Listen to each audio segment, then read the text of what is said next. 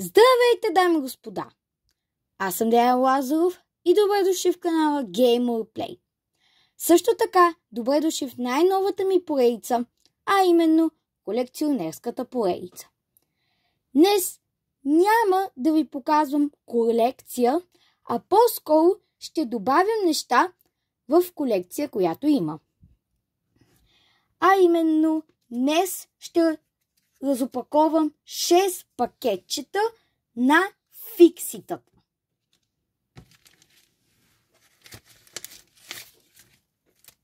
Ето пакетчетата.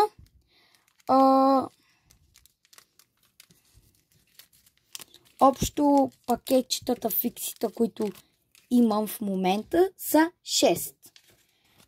Ето и книжката.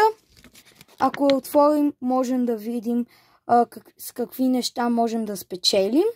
А ако я обърнем, можем да видим какви са фикситата и колко са. В случая са 24. Дори го пише и тук. Преди да започна, искам също така да ви покажа и тези, които аз имам. Ето ги.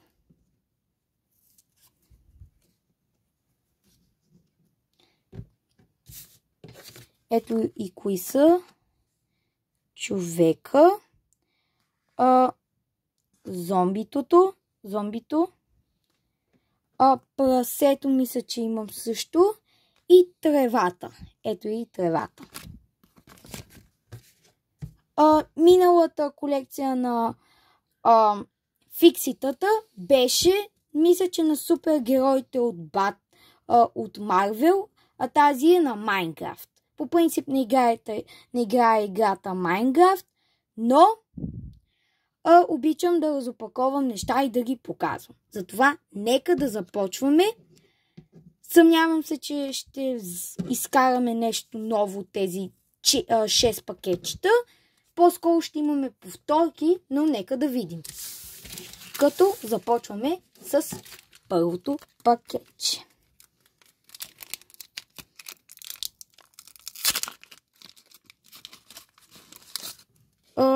Това по принцип не го ползвам. Да видим сега какви са тези. Това ни се пада. Вау! Пада ни се първото нещо, което ми се пада, не е повторка и това мисля, че човек с Diamond щит, не знам. Но първото нещо не е повторка, което е много хубаво за мен.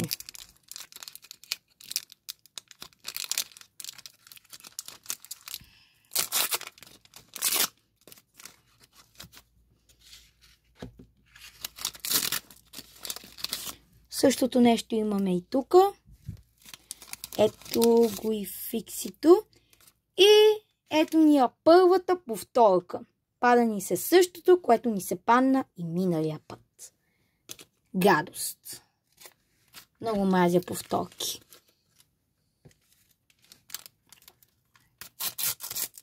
Ето и третото фикси.